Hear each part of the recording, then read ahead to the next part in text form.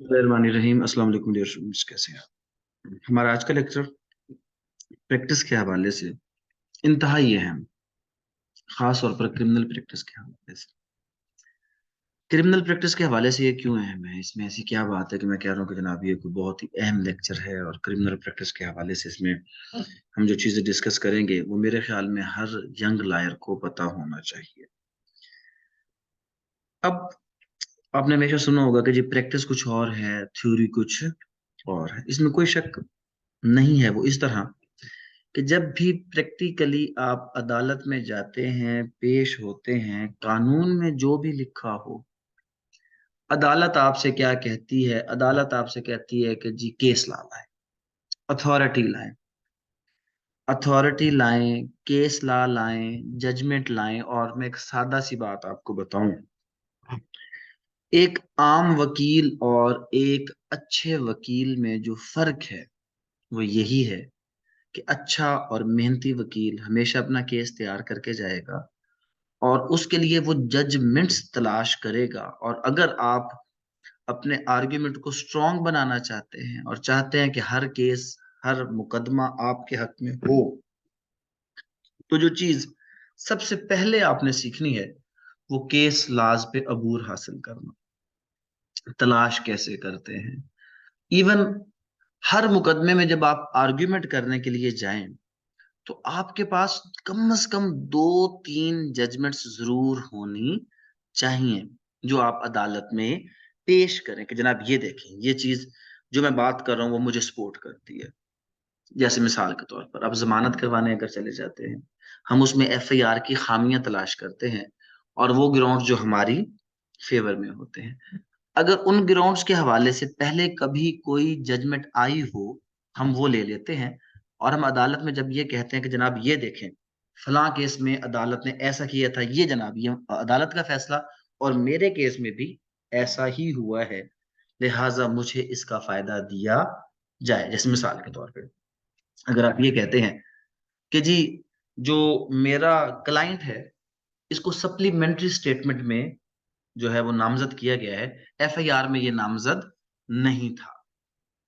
एक शख्स के खिलाफ एफआईआर दर्ज हुई, उसमें उसका नाम मुल्जिमान में दर्ज, एफआईआर पढ़े ना, एफआईआर में या तो मुल्जिम का नाम दर्ज कर देते हैं या उसको नामालूम कर देते हैं। अगर नामालूम का नाम बाद में दर्ज किया जाए तो उस पर हमेशा शकूक व शुबहात रह जाते हैं कि अगर ऐसी ही बात थी तो इसका नाम पहले दर्ज क्यों नहीं किया गया। तो ये कुछ शकूक व शुबहात जो है वो इसमें रह जाते हैं नाम दर्ज ना करने की वजह से। तो अब बहुत सी ऐसी जजमेंट हैं जिसमें अदालत ने ये डिसाइड किया, हाई कोर्ट और सुप्रीम कोर्ट ने, कि अगर किसी शख्स का नाम सप्लीमेंट्री स्टेटमेंट में हो तो वो मशकूक है, लिहाजा बेल ग्रांटेड। तो आप वो जजमेंट ले लेंगे और जाकर अदालत में कहेंगे कि जनाब ये इसको सप्लीमेंट्री स्टेटमेंट में नामजद किया गया और इस पे सुप्रीम कोर्ट या हाई कोर्ट का जनाब ये फैसला मुलाहिजा करें कि सेम ऐसा ही मैटर था जिसमें इस बात पर इस बंदे को क्या किया गया, जमानत दी गई। आज हमारा जो यहाँ पे मामला है वो हमने 22A 22B इसके हवाले से मैंने आपको ये समझाना है कि कोई भी जजमेंट किस तरह तलाश करें, केस ला किस तरह तलाश करें। और आपको यहाँ से अहमियत का पता चला होगा, केस ला और जजमेंट इसके बगैर कम से कम लोअर कोर्ट्स आपको रिलीफ नहीं देते। आप जितना मर्जी लॉ लेकर चले जाएं, लेकिन जब तक जजमेंट साथ बकायदा ना लेकर जाएं, आपकी आर्ग्यूमेंट, आपकी तैयारी को तैयारी समझा ही नहीं जाता। लिहाजा आपने कोशिश करनी है कि जब भी कभी किसी भी केस के लिए जाएं तो उसके साथ रेलेवेंट केस लाज जजमेंट्स आपके पास, और वो कब होंगे जब आप उसको तलाश करना, आपको उसका तरीकाकार आता होगा। 22A 22B है क्या, इसकी जरूरत हम कई बार पहले डिस्कस कर चुके हैं, अब मैं बिल्कुल शॉर्ट फॉर्म में डिस्कस करता हूँ। कोई एक जुर्म हो जाता है, जब जुर्म होगा और वो कॉग्निजेबल है, जुर्म भी क्या है, कॉग्निजेबल। कॉग्निजेबल, नॉन कॉग्निजेबल मैंने आपको कई बार बताया कि सेकंड शेड्यूल में बताया गया है। जितने भी सीरियस ऑफेंसेस है, कत्ल चोरी डकैती, सब कॉग्निजेबल है। गुमशुदगी वगैरह छोटे मोटे मामला वो कौन से हैं, नॉन कॉग्निजेबल है। अब कॉग्निजेबल ऑफेंस हुआ तो पुलिस की जिम्मेदारी थी कि वो एफआईआर दर्ज करे अंडर सेक्शन 154। आप गए पुलिस को, इसको कहते हैं पर्चा कटना, पर्चा कट जाना, ये एफआईआर दर्ज होना, ये क्या बात है, एक ही बात है। आप चले गए जनाब एफआईआर दर्ज करवाने के लिए, जब आप एफआईआर दर्ज करवाने के लिए चले गए तो पुलिस ने एफआईआर दर्ज करने से इनकार कर दिया। अक्सर ऐसा होता है, पुलिस एफआईआर दर्ज नहीं करती। अब आप क्या करेंगे अगर पुलिस एफआईआर दर्ज ना करे तो? क्या करें जनाब? पुलिस ने तो एफआईआर दर्ज नहीं की। अगर पुलिस एफआईआर दर्ज ना करे तो इस सूरत में अब जो नया तरीकाकार है वो ये है कि हम एसपी कंप्लेंट को दरखास्त लिखते हैं कि जनाब पुलिस ने पर्चा दर्ज नहीं किया, आप पर्चा दर्ज करने का ऑर्डर कर दें। आमतौर पर एसपी कंप्लेंट भी उसमें क्या करता है, वो ऑर्डर नहीं करता। हम ये दोनों चीजें लेकर जस्टिस ऑफ पीस, जो कि जितने सेशन और एडिशनल सेशन जजेस हैं, ये ex officio by virtue of their office सब के सब जस्टिस ऑफ पीस होते हैं। हम उसके सामने एक पिटिशन लगाते हैं under section 22A 22B। Practice में जाएंगे ना, बाई ए बाई बी, तो 22A 22B, इसके बहुत ज्यादा एस्पेक्ट हैं, लेकिन हम सिर्फ क्या पढ़ेंगे आज, एक, जिसमें अगर पुलिस एफआईआर दर्ज ना करे तो हम जस्टिस ऑफ पीस को पिटिशन देंगे, वो उस पर सुनेगा, वो कॉल करेगा जनाब वहां से कमिट्स। अब कमिट्स में पुलिस लिखेगी कि पुलिस ने मुकदमा दर्ज क्यों नहीं किया। आमतौर पर होता ही है कि पुलिस कमिट्स में क्या करती है कि जो कि वकूआ हुआ ही नहीं था, वो बस इस तरह के बात। फिर आपने वहां पे अदालत को सेटिस्फाई करना होता है कि नहीं, कॉग्निजेबल ऑफेंस हुआ है और इस पर पुलिस को एफआईआर दर्ज करनी चाहिए। अब सवाल ये है, आप नए वकील हैं, आपके पास केस आ गया है, आपने आर्ग्यू करना है, और मैंने आपको कहा कि आर्ग्यूमेंट मुकम्मल किस तरह होगा, जब इसके साथ क्या होंगे, केस लॉस।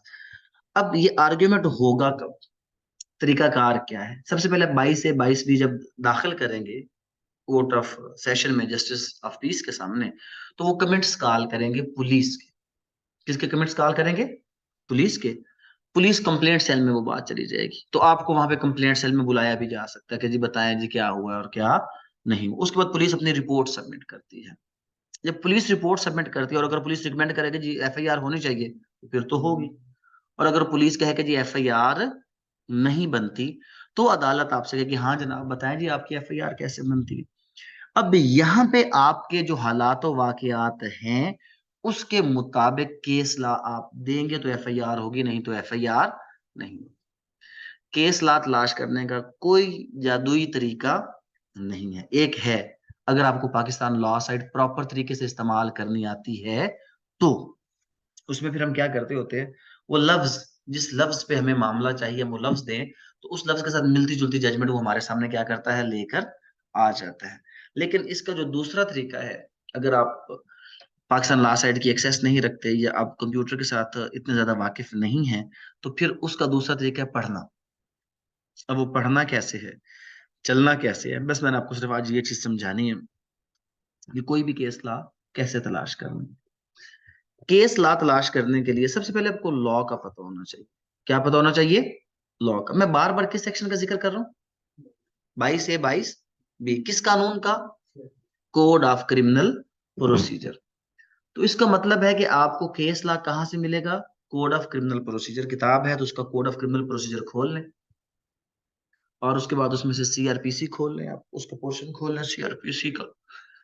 सीआरपीसी का पोर्शन खोलने के बाद उसमें से खोलें आप सेक्शन कौन सा खोलें, 22A 22B, ये सेक्शन आप खोल लें।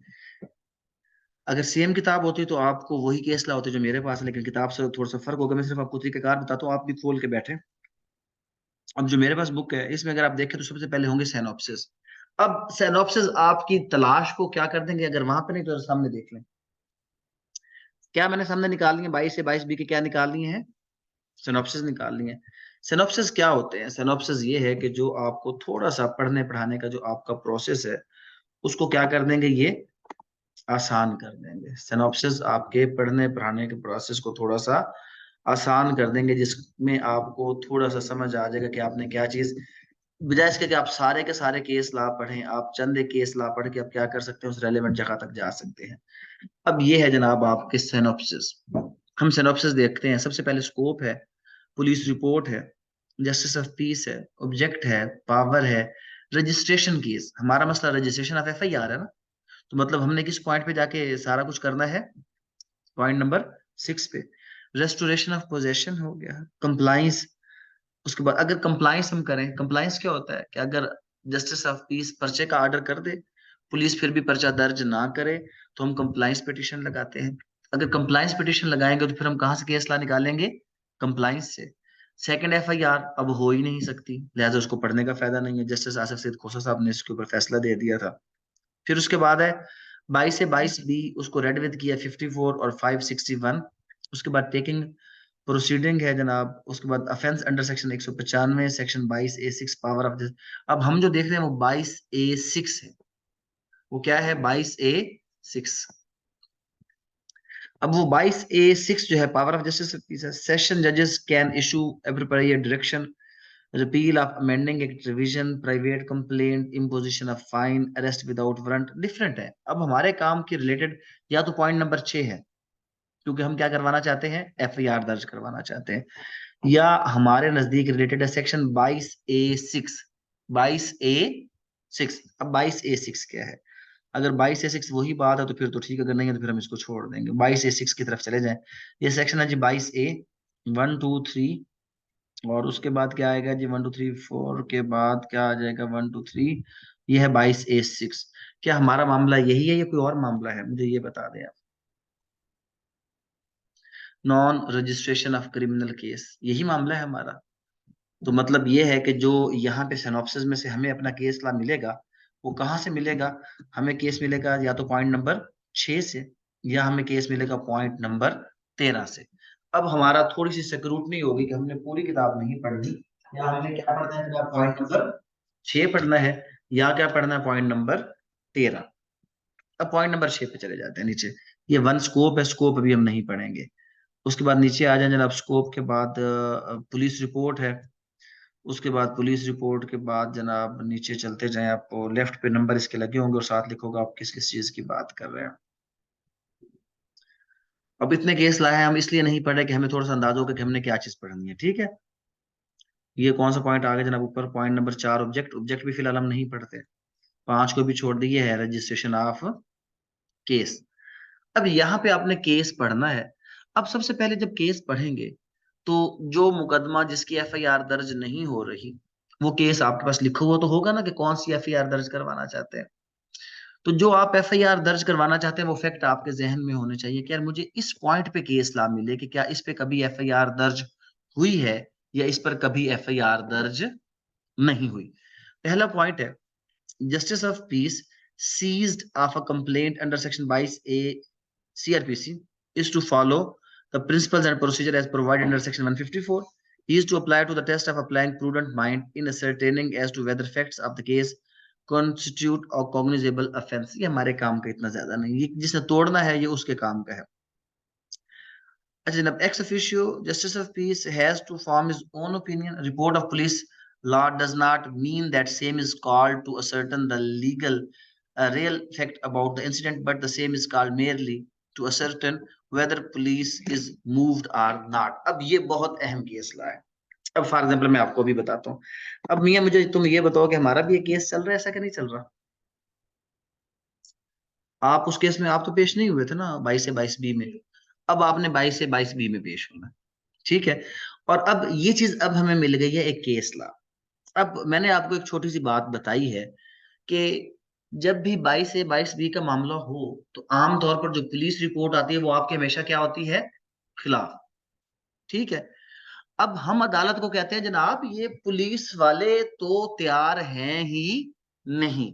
अदालत हमें जब कहती है कि जी पुलिस रिपोर्ट तो आपके खिलाफ आ गई है जनाब, अब आप बताएं, तो आपने अदालत को ये, अच्छा एक अगली बात जहन में रखें, ये जजमेंट नहीं है, ये हेड नोट है। ये क्या है? Head note. इसकी जजमेंट पूरी तफसील से आपको निकलवानी पड़ेगी। जो नीचे चले जाएं तो लाइब्रेरी में जाकर देखें, 2015 का पीसीआरएलजे पढ़ा होगा या 2007 का पीएलडी पढ़ा होगा।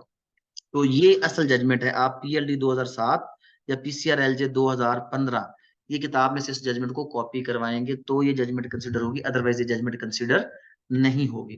तो ये, लेकिन उस जजमेंट के अंदर से ये अल्फाज आपने क्या करने हैं? हाईलाइट, और जाकर जज को ये पढ़ के बताने कि जनाब जज ने क्या कहा है आपको, क्योंकि पुलिस रिपोर्ट तो आपके क्या है? खिलाफ। आप उसे कहेंगे जनाब जरा मुलाहिजा कीजिए जनाब 2015 जब भी अदालत को आपने बुलाना है, एक तो रिस्पेक्ट के साथ बुलाना है, दूसरी आपकी आवाज के अंदर जो कॉन्फिडेंस है वो जज को बताता है कि उसने आपकी बात सुननी है या नहीं सुननी। ठहराव, कॉन्फिडेंस, बात करने का तरीकाकार। यहाँ पे क्या होगा कि जब जज साहब ने कहा जी आप शुरू करें, आप स्टार्ट ही कहां से करेंगे कि जनाब, एक कापी अपने पास रख ले बेशक, एक जज साहब को पेश कर जनाब, ये मुलाहिजा करें कि 2015 PCRLJ पेज नंबर 1551 ऑनरेबल, अब वो आप देख लीजिए कि सुप्रीम कोर्ट की जजमेंट है या किसकी जजमेंट है, हाई कोर्ट की। सेकंड में PLD 2007 सुप्रीम कोर्ट, ऑटोमेटिकली पता चलेगा किसकी है, सुप्रीम। जनाब ऑनरेबल सुप्रीम कोर्ट ने ये डिसाइड किया था कि justice of peace has to form his own opinion. Report of the police law does not mean that the same is called to ascertain the real fact about the incident, but same is called merely to ascertain whether application is moved or not।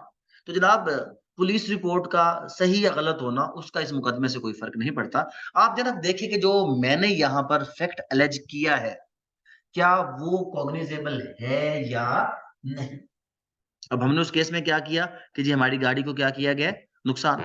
हम उसमें तस्वीर रखते जनाब, ये देखिए ये गाड़ी की तस्वीरें हैं। अब आप इससे देख लें कि गाड़ी को नुकसान हुआ है या नहीं। पुलिस कह रही है कि वकूआ तो हुआ ही नहीं है, लेकिन जनाब ये तस्वीर बता रही है कि हमारी गाड़ी को नुकसान हुआ है और इन्हीं की गाड़ी से नुकसान हुआ है। तो लिहाजा जनाब आप अपने तौर पर देखें कि वकूआ हुआ है या नहीं। तो अभी हमने पढ़ना शुरू किया। हमारा मसला क्या था कि पुलिस रिपोर्ट हमारे क्या आई है, खिलाफ। हमने केस ला देना है कि पुलिस रिपोर्ट अगर खिलाफ भी आ जाए तो उससे कोई खास फर्क नहीं पड़ता।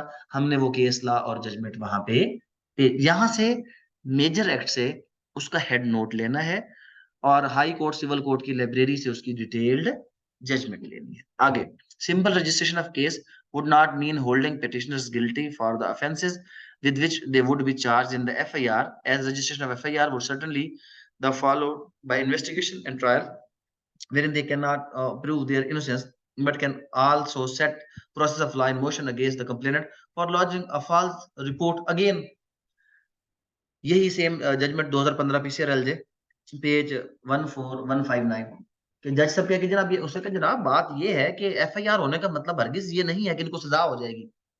ये आए और अपनी बेगुनाही साबित करें, और अगर इन्होंने अपनी बेगुनाही साबित कर ली तो कानून है कि ये हमारे खिलाफ कार्रवाई कर सकते हैं। तो अगर हम गलत हुए तो ये हमारे खिलाफ आके कार्रवाई कर देंगे। अब होता क्या है, यहाँ पे खामोश नहीं, क्या नहीं होना, खामोश नहीं।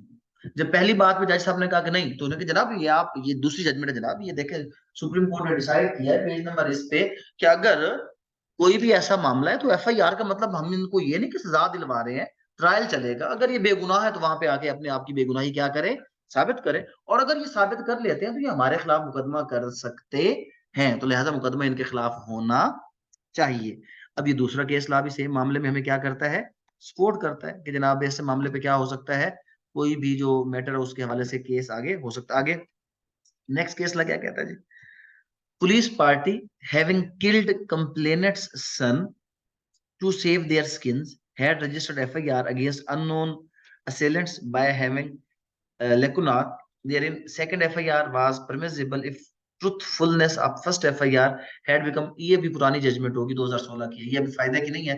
2018 में जजमेंट आ गई है कि जनाब सेकंड FIR नहीं हो सकती, लिहाजा ये हमारे काम की नहीं है, हम इसको छोड़ देते हैं, ये हमारे किसी काम की नहीं है। अगली जजमेंट पढ़े तो no incumbent upon police to embark on harassment and arrest of a person against whom even allegations of commission of cognizable offense is leveled। अब ये जनाब बड़ी इंपॉर्टेंट जजमेंट है, बट पाकिस्तान में ये अप्लाई नहीं होती। यहाँ पर तो ये है कि किसी के खिलाफ FIR दर्ज होगी तो बस उसको उठा के क्या करो, ले जाओ। सिंध ने इसको खत्म किया है। यार FIR पे आप बंदा उठाने से पहले तफ्तीश तो करो कि कुछ बनता भी है कि नहीं बनता। बिला वजह आप किसी बंदे को उठाकर मत ले जाए, लेकिन ये पंजाब के लिए ये हमारे सूटेबल केस नहीं है। उसके बाद dispute between the parties over a shop non cognizable offense disclosed remedy of direct complaint available। ये भी यहाँ पे हमारे काम की नहीं है। Possibility could not be ruled out of consideration that the respondent had procured the impugned order from justice of peace in order to prevail upon the petitioner to hand over the possession of house in question। Justice of peace was not required to pass order for registration of case in each and every case, rather should look into respective contentions of both the parties when matter related to documents, agreement, etc., that it was duty of the Justice of Peace to procure the attendance of respondent before passing order for registration of case. Justice of Peace in the present case had passed impugned order at the back of the petitioner without procuring attendance. अब ये हमारे मौजूदा case में ये judgement नहीं चलेगी, लेकिन ये कहाँ पे चलेगी, किस केस में ये लगेगी कि अब आपके किसी क्लाइंट के खिलाफ पर्चा हो गया। हमने हमेशा पर्चा करवाने वाला तो नहीं होना ना, पर्चे के खिलाफ भी होंगे या नहीं होंगे, ठीक। अब पर्चा कट गया तो अब हम क्या करें, अब हमें हाई कोर्ट में जाके उस पर्चे को क्या करना है, चैलेंज करना है कि जनाब ये पर्चा क्या कटा है, गलत कटा है। तो वहां पे हम जाकर ये जजमेंट दें अगर कि जनाब ये देखें कि हमारे केस में भी इनका आपस में जमीनी मामला था, तो एज पर फलां जजमेंट जस्टिस ऑफ पीस को चाहिए था कि वो अक्यूज को भी बुलाता, आमतौर पे अक्यूज को बुलाया नहीं जाता, अक्यूज को बुलाकर चेक करता कि क्या वाकई उसके पास कोई डॉक्यूमेंट है भी के नहीं। वो तो अपना मालिक है, वो तो वहां पे उसने तो कब्जा किया नहीं, वो तो नाजायज काबिज नहीं है। लिहाजा एटलीस्ट जब किसी के ऊपर कोई भी डॉक्यूमेंट्स के हवाले से कोई फ्रॉड अलेज किया जाए तो सुप्रीम अदालत को चाहिए, सेशन कोर्ट को चाहिए कि वो शख्स को बुलाए और बुलाने के बाद उसके डॉक्यूमेंट्स को इंस्पेक्ट करे। क्योंकि अदालत ने नहीं किया, लिहाजा ये एफआईआर नहीं बनती। अब किसी भी ऐसे मैटर में अगर आप सेशन कोर्ट को ये जजमेंट देंगे तो वो अक्यूज को बुलाएगा और बुलाने के बाद उससे क्या तस्वर करेगा, उससे क्या क्लेम करेगा, डॉक्यूमेंट्स, और फिर कहीं जाके एफआईआर। सिर्फ समझाना ये है कि आप हर केस लॉ पढ़ें, लेकिन ये केस लॉ कोई पक्के पक्के नहीं होते, हजार सिचुएशंस आती हैं। अब जो ऊपर वाला हमें सूट कैसे करता था, हमारी सिचुएशन क्या थी, हमारी सिचुएशन ये थी कि हमारा जो मामला हुआ तो उसमें हमारा नुकसान हुआ है, गाड़ी की आपस में टक्कर हुई है और उसमें जो पुलिस है वो हमारी खिलाफ रिपोर्ट लेकर आ गई, तो वो हमें ऊपर वाला है कि जनाब आपने पुलिस रिपोर्ट को तवज्जो नहीं देनी। और दूसरी बात ये है कि एफआईआर का मतलब हरगिज ये नहीं है कि इन लोग को सजा हो जाएगी।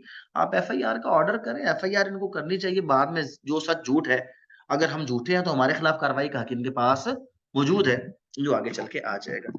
अच्छा जनाब, उसके बाद है कि लोकल बॉडी के अगेंस्ट एफआईआर हम दर्ज करवाना चाहेंगे तो ये पढ़ेंगे, registration of case on the charge of bribery.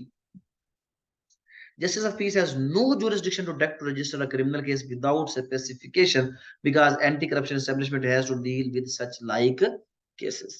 अब अगर कोई बंदा चला गया कि जनाब इसके खिलाफ ब्राइबरी का पर्चा करें तो आप फिर मुखालिफ हैं, तो आप ले जाएंगे जनाब ये आप इसका पर्चा नहीं कर सकते, ब्राइबरी का पर्चा आप नहीं दर्ज कर सकते। Restoration of possession, a person even if wrongfully dispossessed can seek possession by invoking section 9 of the specific relief act. He can also seek remedy under section 3 of the illegal dispossession act. Additional district judge acting as ex officio justice of peace cannot take cognizance of the matter and pass a decree for recovery of possession of immovable property without trial. तो जो जमीनों के मामलात होंगे उस पर भी justice of piece कोई भी किसी किस्म का पर्चे का ऑर्डर नहीं कर सकता। अब ये आप पढ़ते जाएंगे तो आपको ऑटोमेटिकली क्या होगा, अब ये रेस्टोरेशन हमारा मामला नहीं था, हमारा दूसरा मामला कौन सा था, 13 पॉइंट पे था।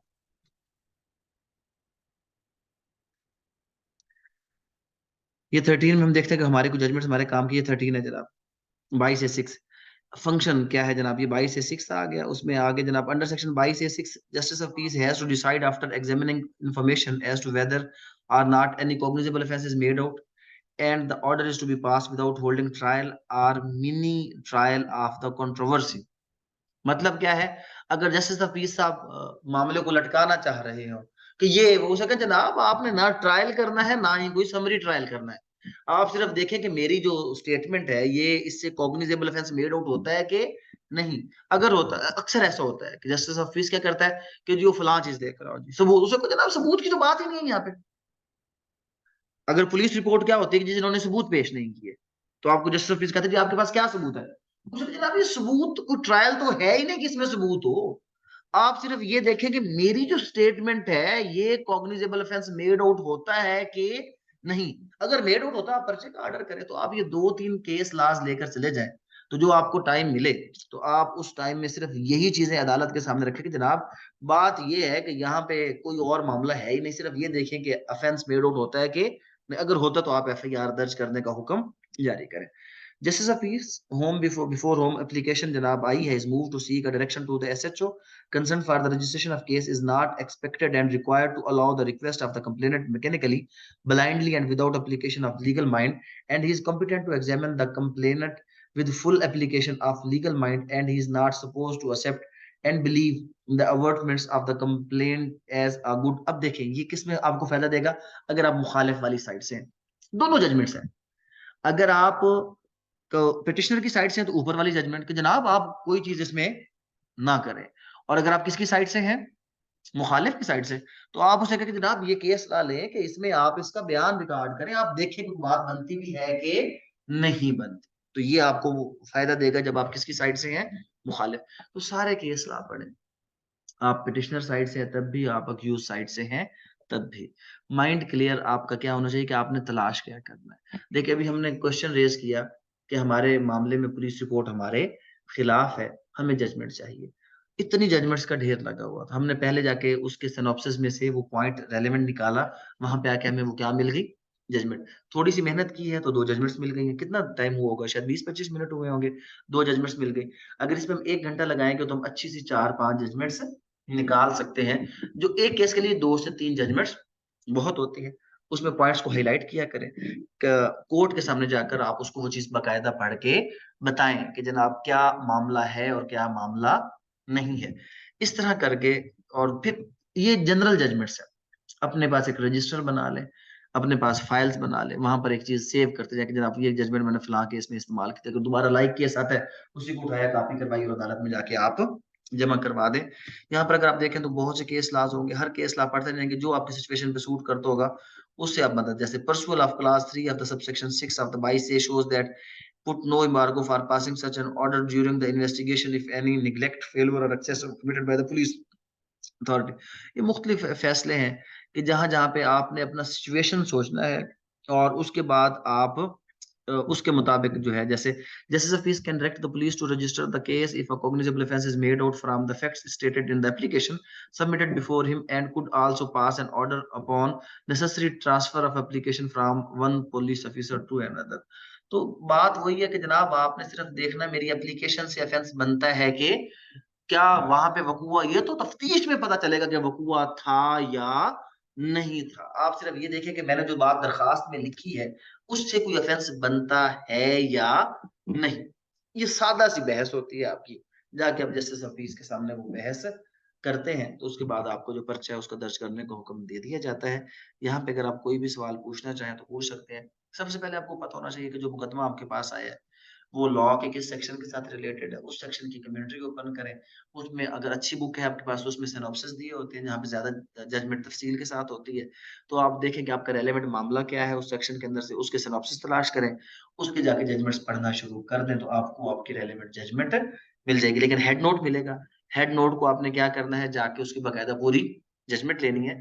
पढ़े बगैर कभी भी आप अच्छे वकील नहीं बन सकते। वकालत करना इतना आसान काम नहीं है, बहुत से भी ज्यादा मेहनत चाहिए होती है अगर आप अच्छे वकील बनना चाहते हैं। लेकिन मैं एक चीज हमेशा बताता हूँ, बार बार बताता हूँ, आप लोगों को भी यही चीज बताऊंगा कि मुझे सिर्फ ये बता दें कि एक लेफ्टिनेंट साहब अगर कश्मीर को आजाद करवाएं तो हम उनको आर्मी चीफ लगा देंगे या नहीं लगाएंगे? कभी भी नहीं लगाएंगे। लेफ्टिनेंट साहब कैप्टन बनेंगे, कैप्टन से मेजर बनेंगे, लेफ्टिनेंट कर्नल अपने टाइम पे जाके अगर उनका टाइम आया तो वो बनेंगे, अदरवाइज नहीं। असिस्टेंट कमिश्नर शेखुपुरा को पेरिस बना दे, हम उसको चीफ सेक्रेटरी लगाएंगे? वो अपने सीक्वेंस में चलेगा। वकालत वाहिद ऐसा पेशा है, आप 2 साल बाद हाई कोर्ट के वकील बन गए, पहला केस आप हाई कोर्ट का अच्छे तरीके से बोल के आ जाएं, अगले दिन आपके पास लाइन लग जाएगी और यहां से उठ के आप यहाँ पे आप जाकर देखें, ये वाहिद प्रोफेशन होगा कि जहां पर आप यंग को ओल्ड के ऊपर हावी देखेंगे। इसमें एज नहीं है, इसमें आपकी कॉम्पिटेंसी, और वो पहले केस में आपका अदालत में बोलना आपकी कॉम्पिटेंसी है। और वो बोलेगा कौन, कॉन्फिडेंट कौन होगा, the person who have knowledge. Confidence ये सिर्फ ये नहीं कि आप बोल्ड हैं, वो बोल्डनेस इज समथिंग एल्स, वो तकरीरों में आती है बोल्डनेस जिसको हम कहते हैं, वो कॉन्फिडेंस नहीं होता। बट जब आप लीगल फील्ड में है, कॉन्फिडेंस ये नॉलेज से आता है। नॉलेज होगा, आप बात को आगे लेकर चल सकेंगे। जज साहब आपको रिलीफ तब देते हैं जब आप उसको बाकायदा तरीके से सैटिस्फाई कर दें। एक बात पे नहीं तो दूसरी, दूसरी पे नहीं होते तो तीसरी। कब? जब आप तैयारी करके जाएँगे, केस लास्ट देकर जाएँगे, आपके पास मटेरियल होगा तो कोर्ट आपको सुनने के लिए बाउंड है, वो आपको सुनने के लिए ही बैठा है। तो ये ये ना पढ़ने वाला एक मामला है, ना ये सुनने से आने वाली चीज़ है। ये बेसिकली है कि प्रैक्टिकल करें, लेकिन प्रैक्टिकल करने से पहले जो उसका रिक्वायर्ड जो तरीकाकार है, वो अडॉप्ट करके मेहनत करके हर केस अलग मेहनत माँगता है। हर केस एक अलग अपनी जगह पे और चंद दिनों में अगर आप अच्छे करेंगे प्रैक्टिस के हवाले से मेहनत करेंगे, तो आप चंद ही दिनों में कहीं से कहीं जा सकते हैं। यहाँ तक अगर कोई सवाल आप लोग पूछना चाहें तो पूछ सकते हैं। ऑनलाइन में भी अगर किसी को कोई सवाल वगैरह है तो वो मुझसे पूछ लें। जी जनाब, कोई सवाल है आपका?